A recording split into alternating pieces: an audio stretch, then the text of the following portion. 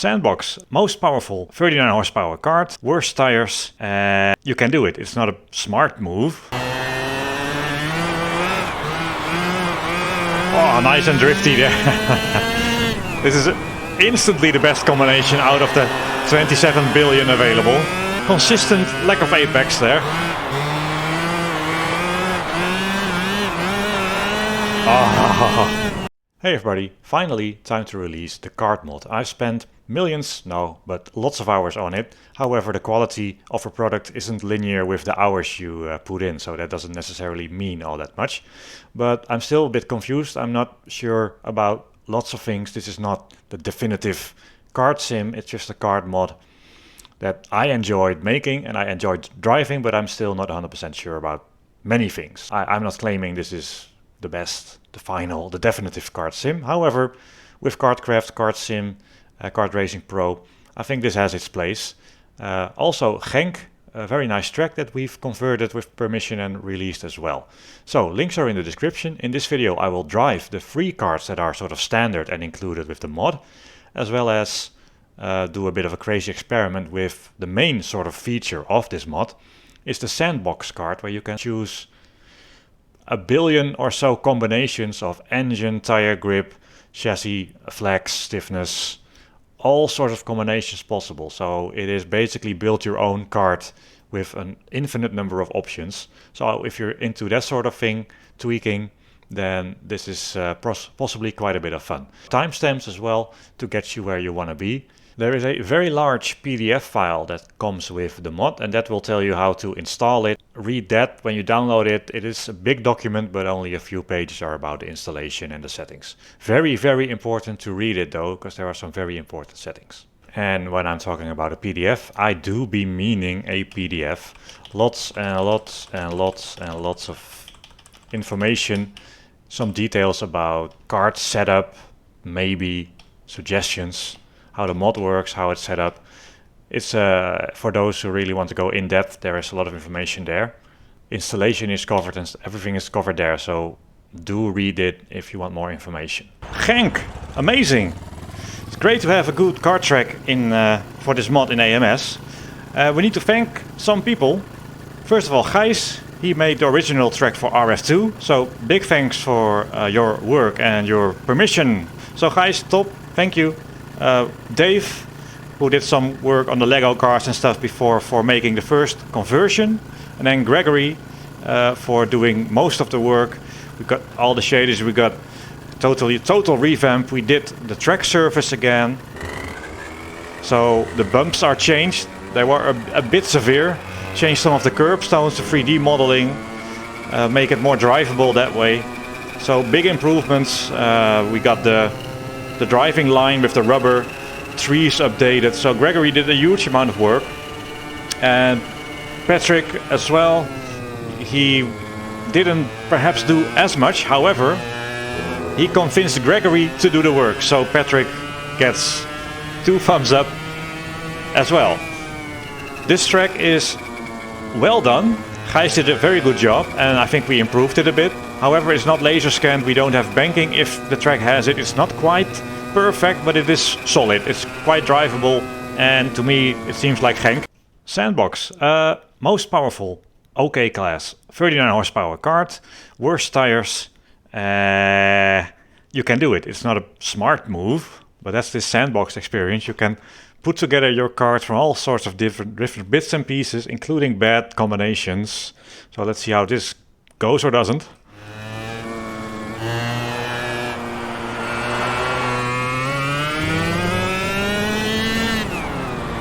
Oh, got to brake early. Oh, nice and drifty there. This is instantly the best combination out of the 27 billion available. No need to try any of the others. Brake now. Oh. Late apex or no apex, that's fine.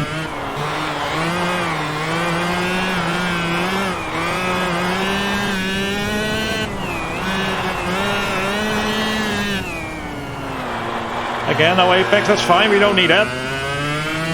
When you do make a mix of bits and pieces in Sandbox kart. Meant to do that, meant to do that. I will look at your weight, not your actual weight, we don't disclose that.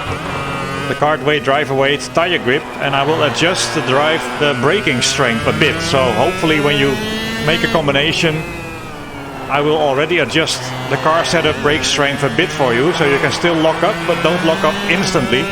So this combination with the low grip tires, the brake strength was reduced, but I can still lock them up. And I still have troubles braking, but at least I try to accommodate. Oh, this is too late again. Nah, again, the same line. Consistent lack of apex there. Oh.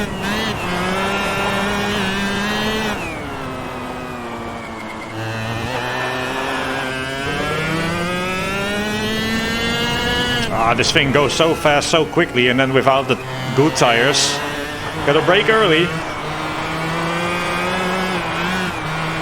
Constantly drifting.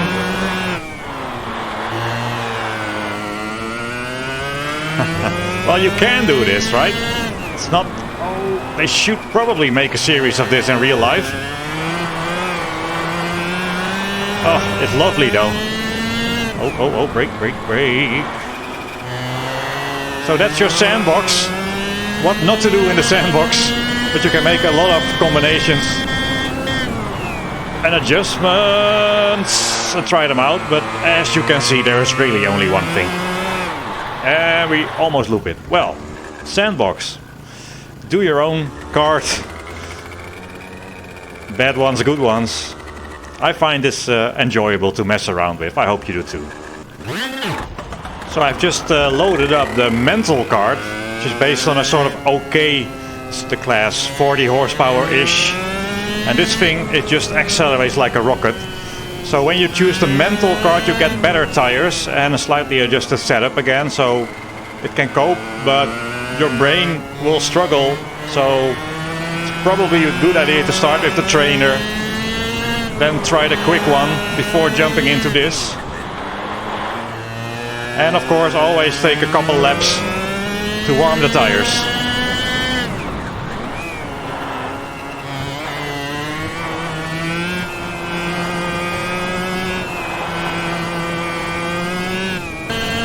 Okay, tires are getting better now. I'm probably not.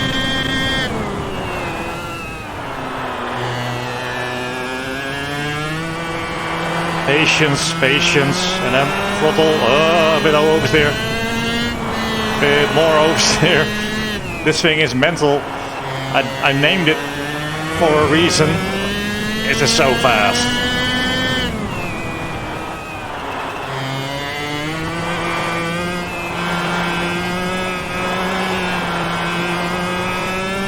Even the high grip tires cannot really make it easy. Things just happen so fast.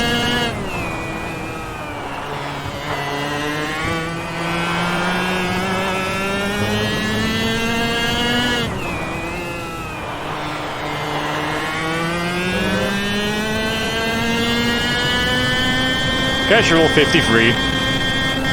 Oh. Too late on the brakes. That's better, nice and smooth.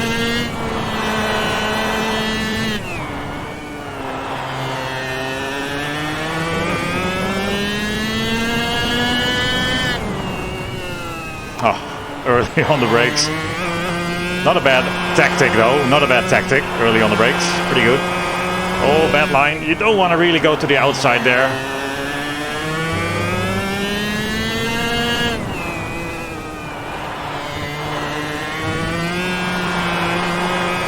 A bit too slidey, again, this is just mental. But these things exist, they do 52s here. We're doing 53s, because we're not doing the Max Verstappen talent here.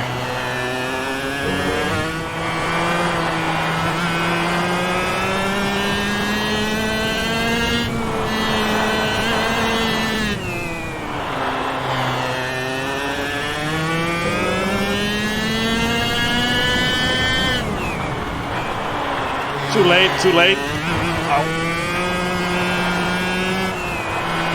stick.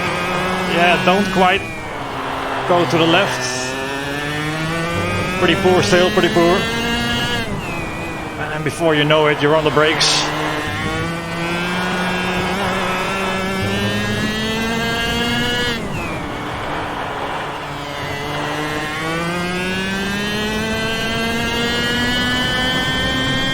$53.5.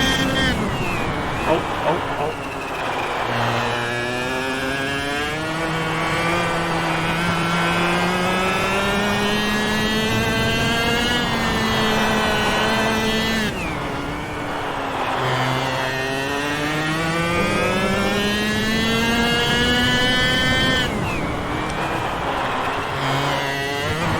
Still late, but slightly better. Patient, don't go to the left. Big slide. Gotta be so precise.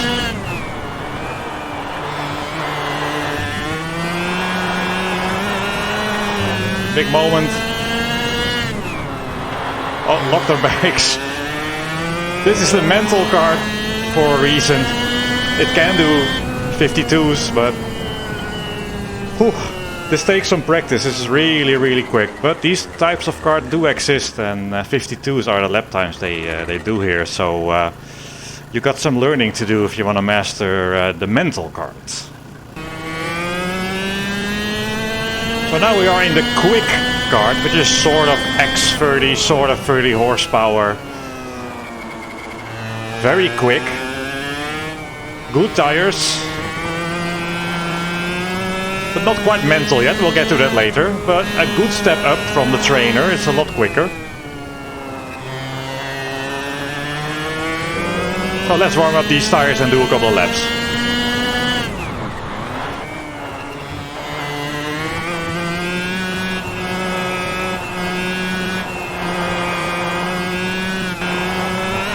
With considerably more power, you can sort of push the kart into a bit of a slide.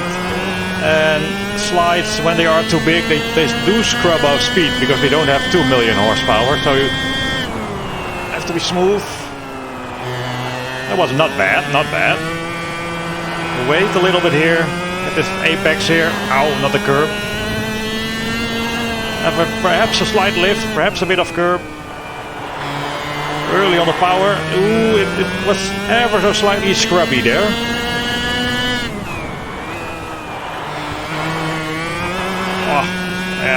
Those curves can upset the karts a little bit sometimes.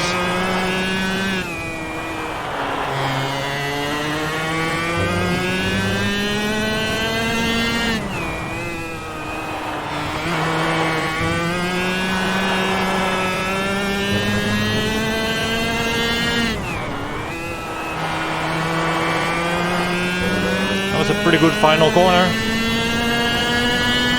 You can do 55s. The way I set this sort of X30 up here, perhaps you can do 54s. I don't know what you can do. It is harder to be smooth because everything happens considerably quicker. Yet you still have to be smooth to get the most out of it.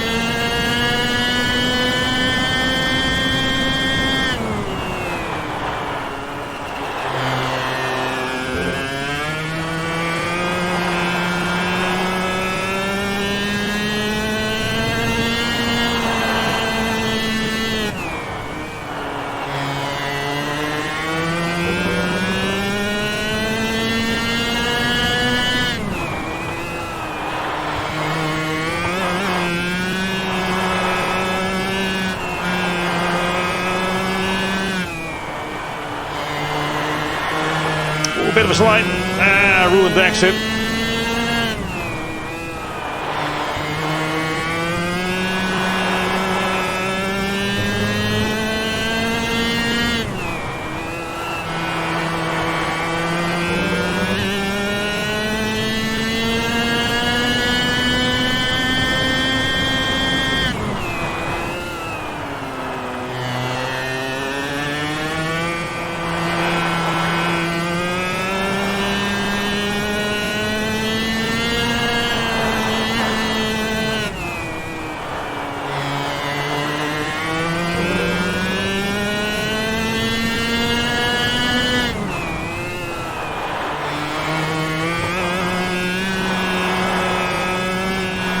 Modulate the throttle a little bit there.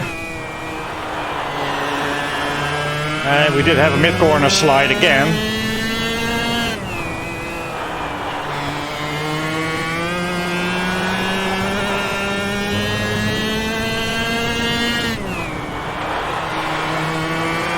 Bit sideways into the turn, but we might still make it. Yes.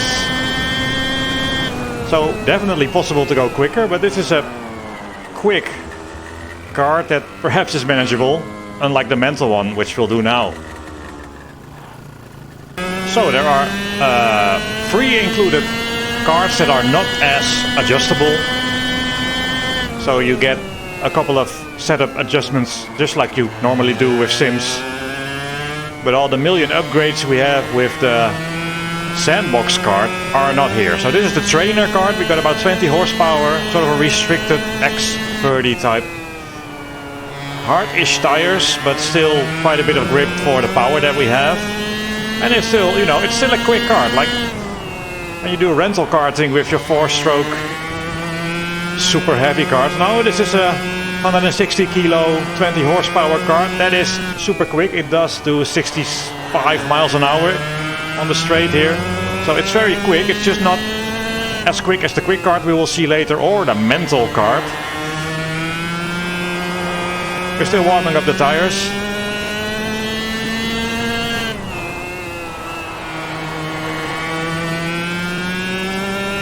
And when you do try the mental kart, this will feel like a Sunday walk in the park, really. But it's quick enough that it's not on rails. Gotta be a bit smooth. You know, you can sort of bring it to slide a bit there, but you gotta be smooth. Also with the brakes, with not a lot of power, you don't want to go too sideways, you don't want to scrub off the speed, so this is very precise. All the karts are that, but with 40 horsepower you can sort of get out of trouble a bit easier than with 20 horsepower.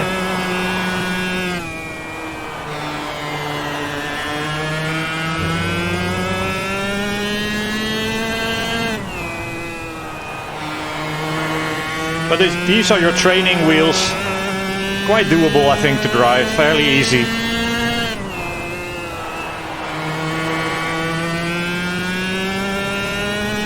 But it's still a quick little thing. So what can we do in this kart?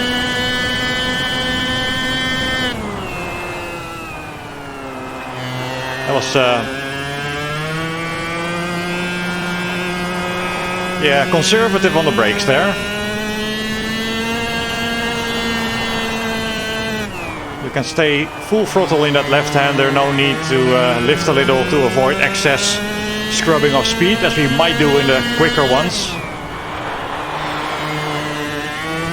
So quite sideways on the brakes there, but still carry some speed into the turn, that's fine.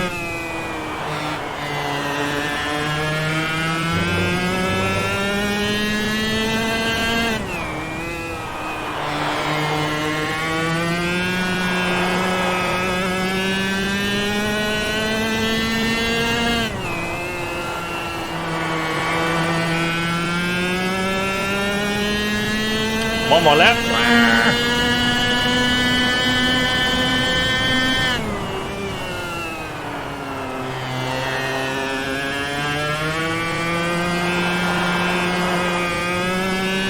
A little bit of a slide there. You got to be so precise. You got to feel those little slides. You do feel the loss of momentum if you slide a bit too much.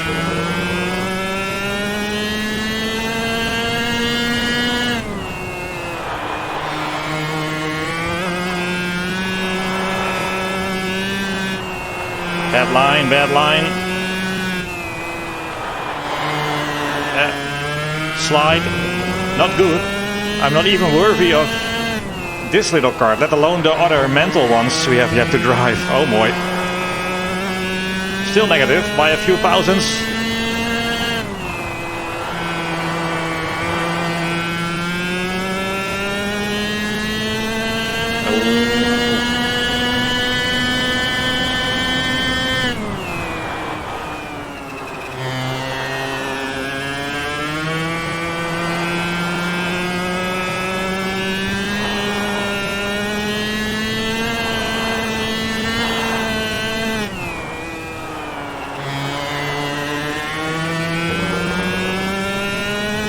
within thousands again.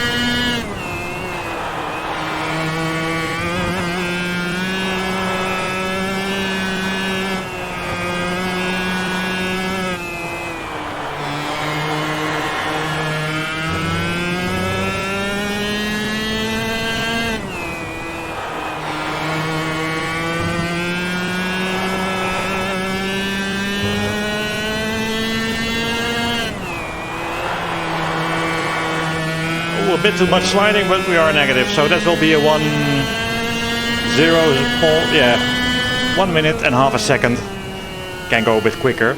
So your training wheels gotta be precise. You gotta feel those scrubbing slides that cost you some speed. So still a lot of a challenge here, just not as mental. Look at the graphics. Now I've got the graphics set to 110, but my wheel is 180, but my sensitivity is 100%.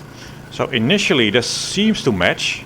But the more I turn, the more sort of the graphics starts to slow down, because it is not linear, because we've set the sensitivity to 100%. So setting the graphics to 110 degrees seems okay for what you mostly do, but the more lock you apply, the more out of sync. Now this wheel is like that and my wheel is like that, so you get a big difference at the end. So that's a compromise that 110 sort of works. I tend to leave the steering wheel fixed. Now we still have 100% sensitivity, so my steering is more sensitive, and we've got 180 degrees of lock. What that means is now my initial steering movements graphically will be about twice as severe as my actual steering wheel because of the sensitivity.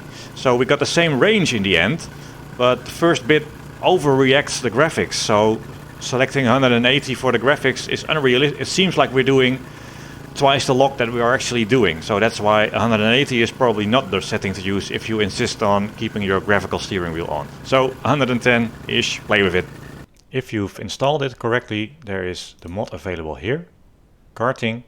But before you go drive, just the major things you have to set up. First, in your controls, make sure to look at your steering. So in my case, my steering is joystick to the x-axis.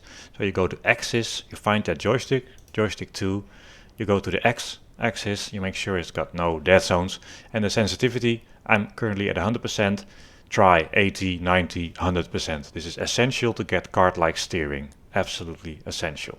Force feedback, pure 180 Hz, that's all you will ever get. Strength is adjustable here, you can play with that.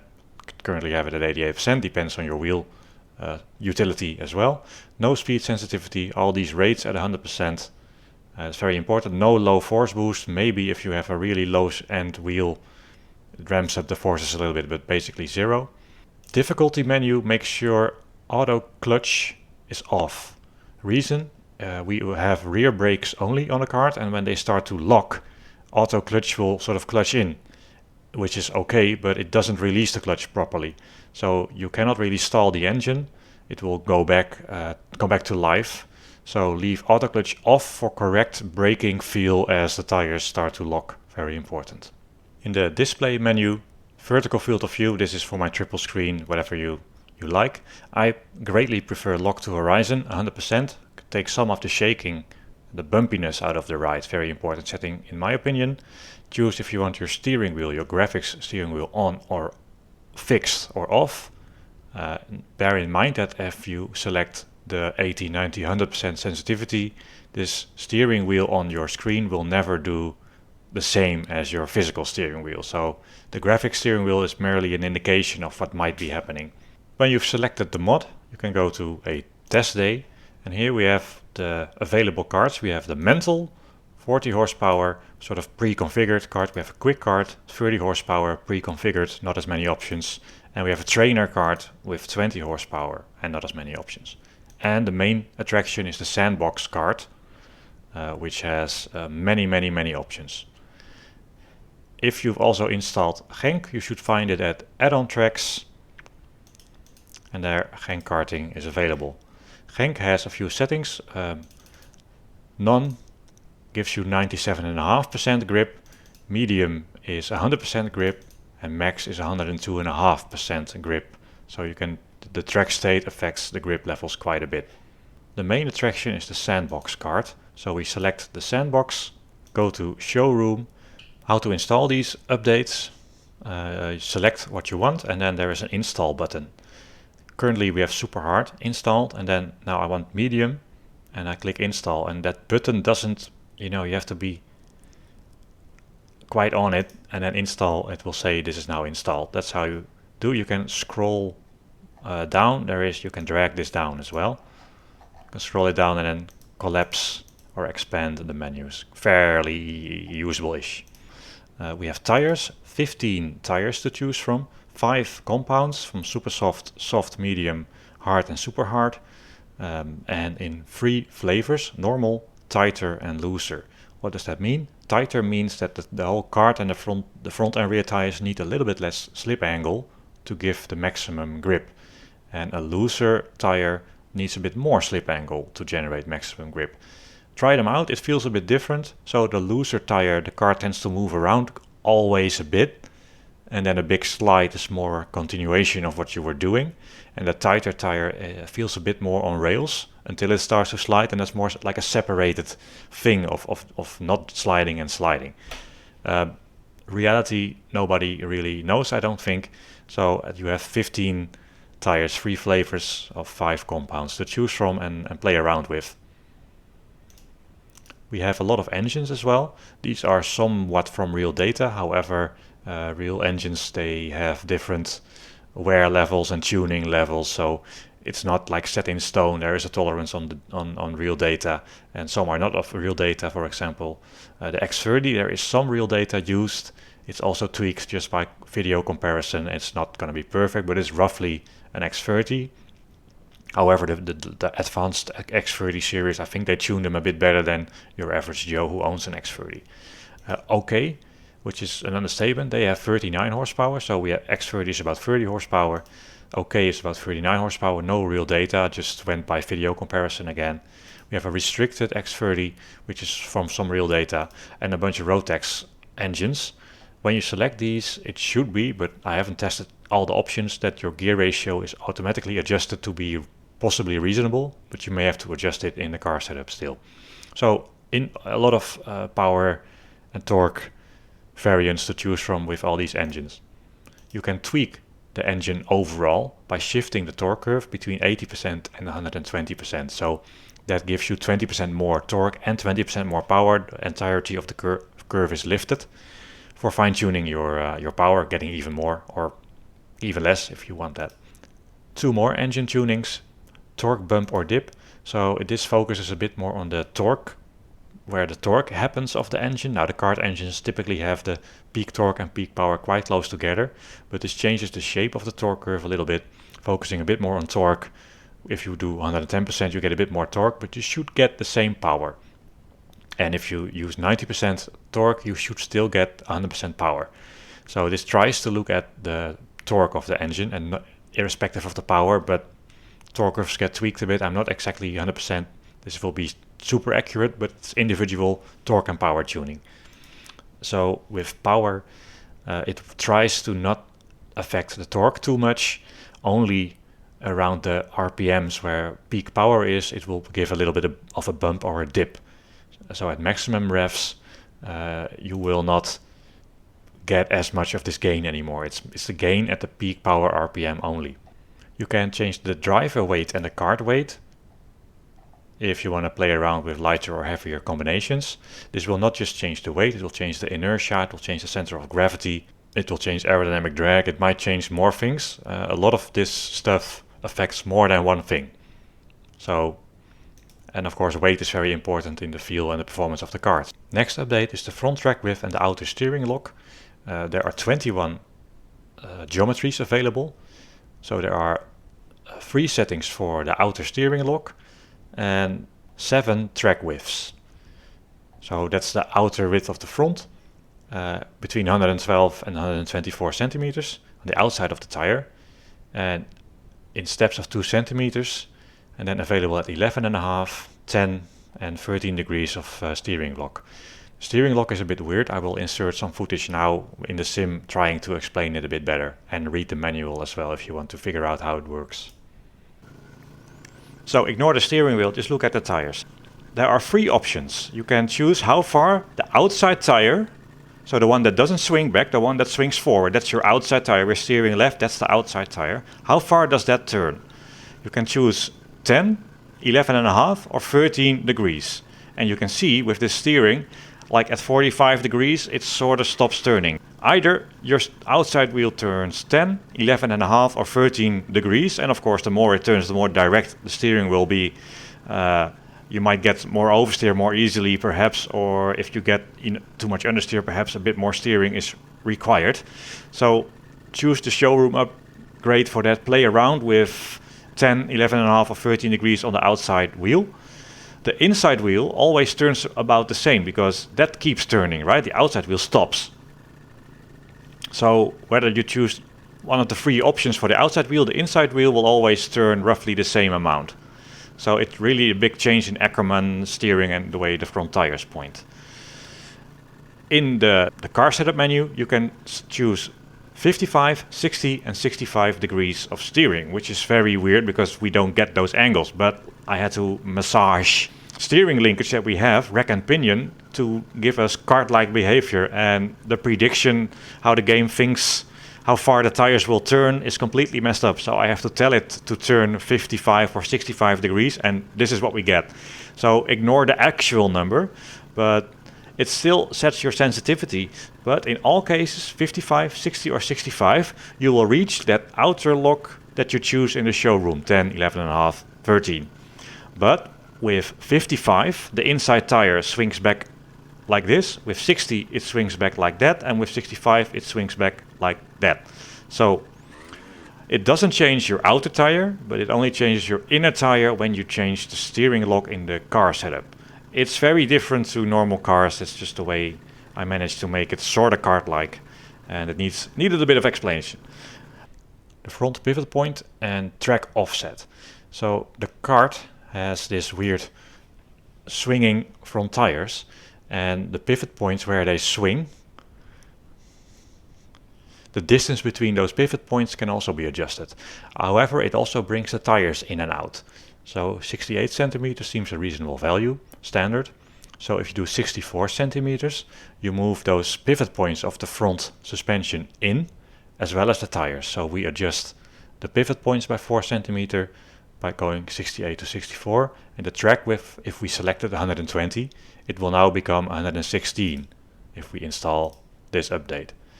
So it changes the geometry of the steering, so worth playing with perhaps if you like that sort of thing. Lots of options available. Front torsion bar on the kart sits sort of between the front tires. You can optionally install a bar. It changes the roll stiffness and vertical stiffness a bit, affects the damping a little bit. So it's kind of like an anti-roll bar, where stiffer tends to mean more understeer on the front. Then some adjustments on the rear, track width as well. It's measured on the outside between 130 and 140 centimeters, which is the regulations, the maximum. Changes quite a few things. The stiffness of the rear end, because the wider it is, the more springy it becomes. It's all relatively stiff, but it doesn't just change the width, it changes a few more things in the background. So it's pretty in-depth. Doesn't mean it's accurate, but it is quite in-depth. At the rear we also have a torsion bar option. However, the rear is very stiff already. The rear axle is stiffer than the front. So the rear torsion bar doesn't affect the handling as much as the front. However, it's the same anti-roll bar-ish feeling, so stiffer is more oversteer. Frame stiffness is how much the frame flexes under load. It sets a few spring dampery things at a few places, and you can just try all sorts of combinations, super soft, medium, soft, stiff, super stiff. It's got quite a range of options here that you can play with. You can adjust the seat fore and back, of course, because now when you change the center of gravity in the car setup, you can move the weight bias from 57% to 60%. The driver is half the weight, so you have to adjust the seat independently of what you do in a car setup. If you want to move the center of gravity forward, you can do that by moving the seat forward, or in the garage, in the game setup, in the car setup, you can move it forward. You can also move it up and down, which changes, of course, center of gravity height. Aerodynamic drag is a bit greater if you move the seat up, and the further you move it down, the more likely it will scrape over curbs, but that doesn't hurt as much as it does in real life, so not that much of a penalty. So here we have the fore and aft, so how much is over the rear axle, how much of the driver weight sits on the rear axle. And up and down is in centimeters up and down from a standard. Perhaps if you have very low grip, you don't get enough load transfer, raising the seat. If it would rain, we don't have rain, but it could be an option to deliberately increase the center of gravity height, for example. But always read that PDF file because it goes into more detail. The seat and driver rigidity is next. This sets how much the seat moves. So this is specified as a distance per G. So the maximum G-force you will see in a corner is probably 2G. So here the default is 2 centimeters per G. So the absolute peak movement that you will do in your seat is 4 centimeters, so about that. Which is quite a bit, but a lot of the time you don't do 2G. So here you can adjust how far you move about in your seat between 1 centimeter and 3 centimeter. And this is a loose weight in the seat, so it affects the dynamics of the kart as you sort of slosh about in your seat, and weighing about the half of the total weight of the kart. So it does affect the bounciness and the springiness of the kart and how it reacts over bumps. And it also moves your center of gravity, which changes the handling, of course. So these settings are quite interesting to play around with. Driver bounciness is basically the damping, so you move about, and the more bouncy you make it, +2 for example, you're sort of less rigid. You're a bit more like boneless chicken in a way. Or if it's -2 bounciness, you're sort of more firm and you don't slosh about as much. You're sort of more rigid in the seat. There are some rear axle options with changes made to the rear axle stiffness, of course. Also the relative damping of the rear axle is changed. Typically stiffer is more oversteer, and also a stiffer ride, a bit more like bouncy like that. And the softer the rear axle is, relatively, in my assumption, it is a bit more damped. And there are lots of ways you can affect under and oversteer, but this is just another one of them. You can change the ride heights, not in the normal setup, but here, plus or minus 5 millimeters. What does that do? Raises or lowers the center of gravity height a little bit. Aero is not unimportant, and it will change the airflow and the way the car generates a bit of lift. But you can play with the ride heights a little bit here as well. It's not critical. And finally, there are 3 driving aids that are basically not required, but I tried to create some driving aids that are selectable from still sim to obviously simcade, and it's fun with a gamepad. So the first one is the rotational speed limit, and this is off by default if you want sim, but if you choose very low, it's still basically a sim. You barely feel it, but at very high or insane, it is a very big limitation, and it will be way easier with a keyboard or with the gamepad. So that's a big thing. Rotational speed limit means that initial response is still quite good, but you cannot rotate quicker than a certain amount. So if you lock the rear brakes, the car will turn around, and if you have it off, it will snap like that if you don't control it. But with very high or insane, that will be way more sluggish. It cannot rotate as quickly. So it's a very good driving aid. It still reacts pretty quickly, so you still have a reasonable kart-like feel, but it cannot rotate so quickly that it does something before you realize it. Second one is the rotational acceleration reduction. This is basically a fake extra inertia, and that's the opposite of the previous one, which initial response was good with the rotational speed limit, but the maximum rotation speed was reduced. With the acceleration reduction, the initial response is sort of dulled down and slower. So you do this on the wheel and it takes a bit longer for the car to react. But again, very low, you barely feel it, probably still sim-worthy, but the higher you go, very high, makes it really sluggish and possibly easier up to a point with a gamepad. It's very easy with these settings to have a lot of fun with the gamepad and be very consistent.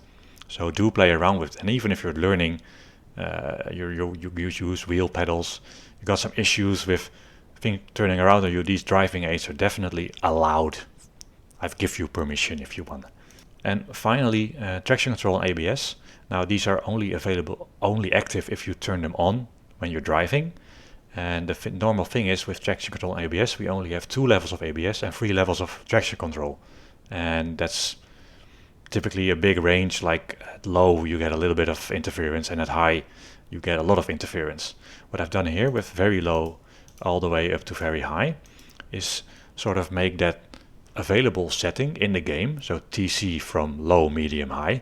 If low, medium, high is this much difference, or when you select the big range, that is low is almost no traction control, high is a huge amount of traction control.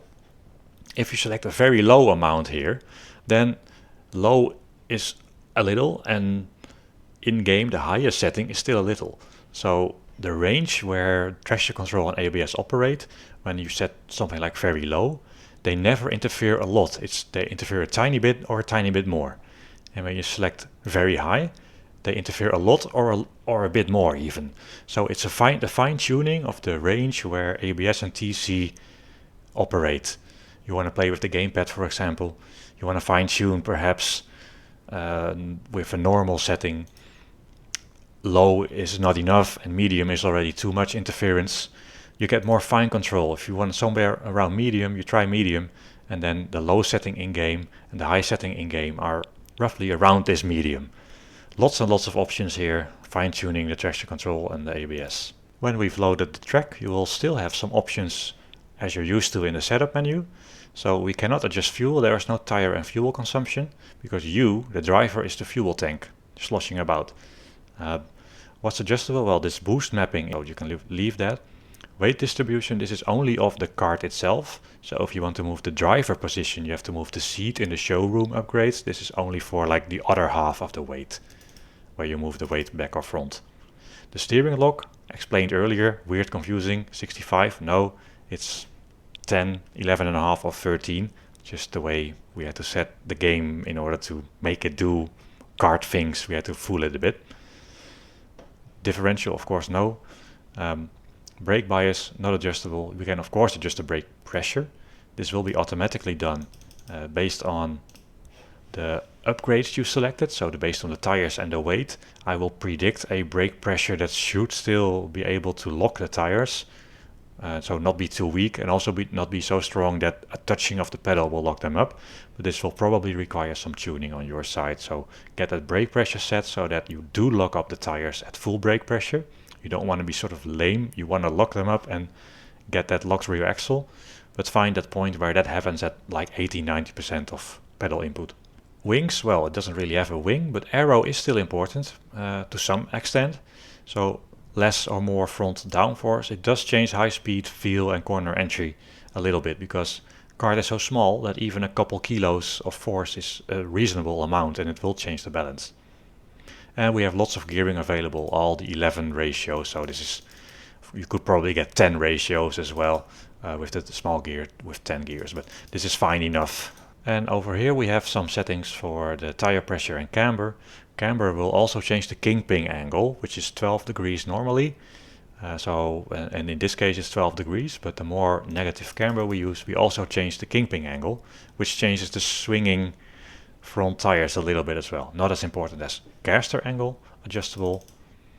It will change your handling quite a bit, so it's a pretty important one. Of course, karts don't have dampers, but it's still damped, so you can adjust damping a little bit, which in both here in the corners, roll and also heave. So the third spring is only when the kart moves up and down, and the corners are for when you're rolling. So you can adjust the damping a little bit. Tire pressures are quite important. You don't want to be too low or too high. And in the manual there is an overview of which tire needs how much pressure, and they do need 2-3 minutes to get up to working pressure. So the tires feels a bit weird until that point. It's not super realistic. There's a lot more in real life going on when tires warm up. So you have quite a bit of grip already, but it just feels a bit odd because the tire is low pressure at first, makes it very squishy, and it just makes the kart feel weird.